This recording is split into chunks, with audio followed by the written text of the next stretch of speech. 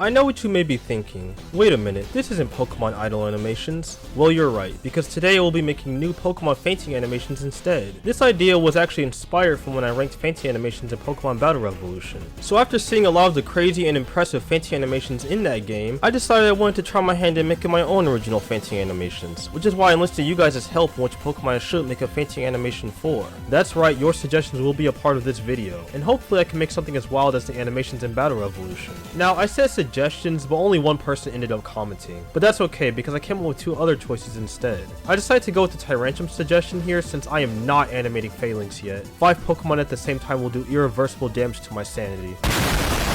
So I went with Tyrantrum, which will be the first Pokemon of this video.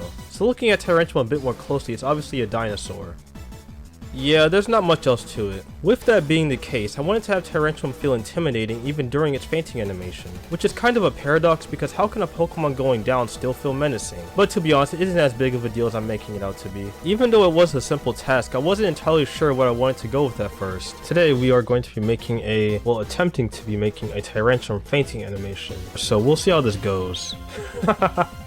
I'm gonna be messing around a lot, I'm not gonna lie to y'all. Because I haven't really decided what I want to do for this yet. After a bit of messing around, I eventually landed on the concept of starting off the fainting animation with Tyrantrum performing a stomp to the ground. But everything doesn't always play out the way you expect it to. The problem is I'm trying to look at it from a human perspective and not a dinosaur, because his leg is not. Maybe it is the same. No, let me think of it like that. The legs are orientated like this, right? They're facing outward. But if I try to rotate them in like a human's leg, it doesn't make sense, and it just pushes itself into the body, which I have to do it in the perspective of where it's rotated, facing this way. I can't push it in like this, because if I keep trying to do it that way, it's gonna look weird. Yeah, it got to a point where since I couldn't really find a reference of a T-Rex stomping online, I opted to standing up and performing a stomp myself, which again, this is a dinosaur and doesn't have the same body structure as a human, so I had to adapt the stomp I performed in real life to better suit Tyrantrum. This process took a little bit of time. Well, that was until this happened. Wait, what did that just animate? Oh my gosh, I wasn't using that. That makes way more sense now. Hold on. This makes way more sense now. Oh, see? See? Oh my gosh. There's a wonder. Bro, there's no. Oh my gosh, that was actually. Bro, I'm actually crying right now. I'm actually actual tears.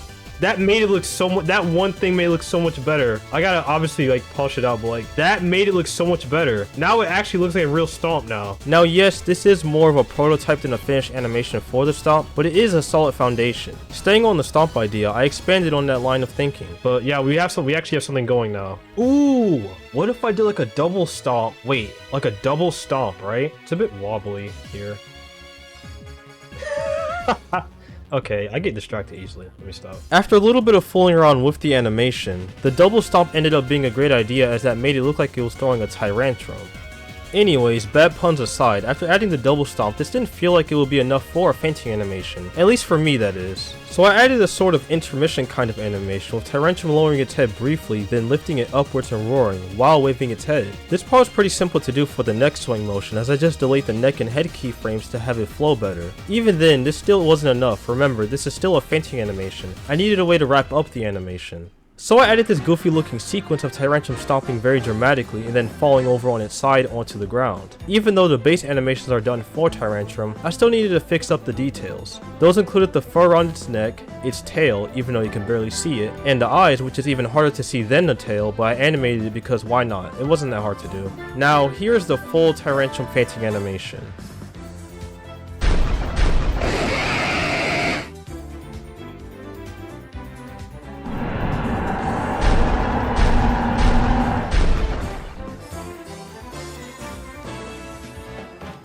I added some sound effects and some small edits for this version, but I will put the unedited version next to it to keep the spirit of the original animation. Even though some issues came up here and there, making this animation was actually pretty fun to do. But that was only just the beginning. We still have 2 more fancy animations in this video.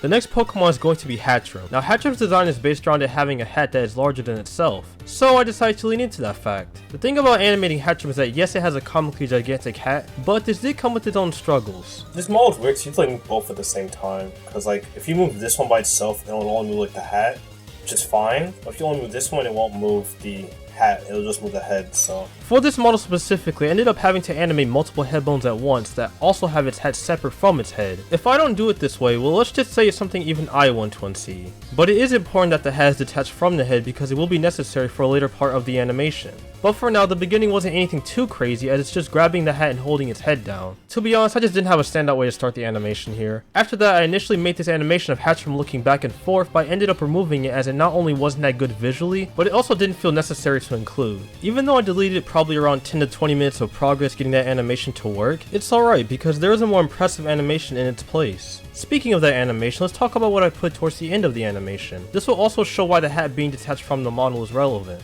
So my idea for the animation is that Hatcham pulls its massive hat over its entire body. Oh, you're probably wondering how I fit Hatcham inside of its hat. Let's just say some things are better left undiscovered.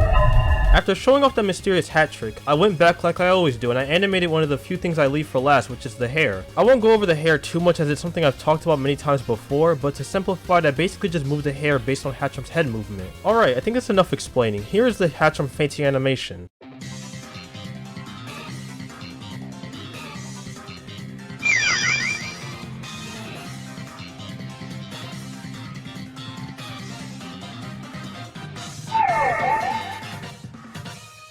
I went with a different approach to a fainting animation from the usual, but I think the usage of the hat really makes this feel like a fainting animation unique to Hatcham specifically. Hatcham's fainting animation out of the three in this video was the most challenging from a technical standpoint of getting the animation to work, but it was still fine overall. The last fainting animation is not something that you would expect and probably the most in-depth one out of the three.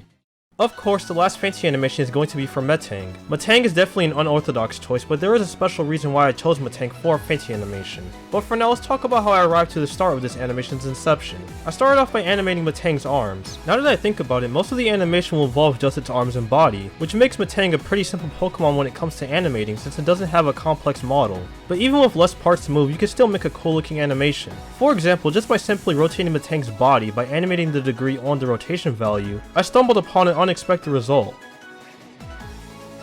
Yeah, oh my, wait, that actually kind of worked. Wait, that's actually kind of, wait, hold on.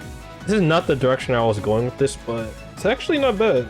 Yes, even though it wasn't intended, it still came out better than I planned. After refining the spinning part a bit more, I started on the next part where I basically have Metang start to visibly go insane here. I combined some shaking motion with various poses of Metang, with it turning towards different directions and slowly rising upwards. At this point is where my original idea for Metang's fainting animation comes to light. No, literally, I boosted the emission on Metang and changed the shaders to where its whole body will glow. Then I made these light rays to pop out from Metang's glowing body.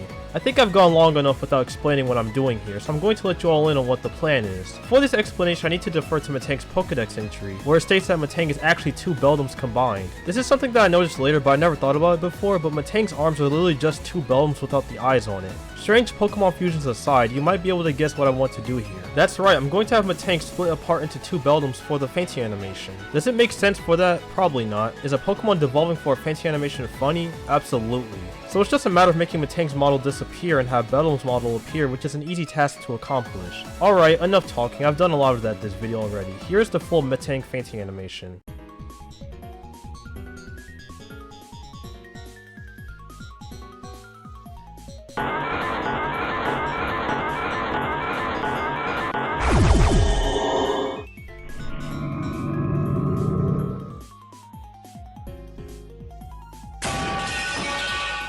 This honestly felt like the most creative fainting animation in this video, even if I got the idea from a Pokédex entry. I believe fainting animations being something that can be tied to a specific Pokemon makes it a lot more unique. Even though fainting animations are different than idle animations, it was still interesting to see what I could come up with. I will say I did go a bit overboard with these fainting animations because they should not be as long as they are. I may have to work on that in the future. I definitely want to make more fainting animations, so do let me know which Pokemon you want to see me attempt to create a new one for, and I'll see what I can do. Thank you all for watching, and I'll see you next time.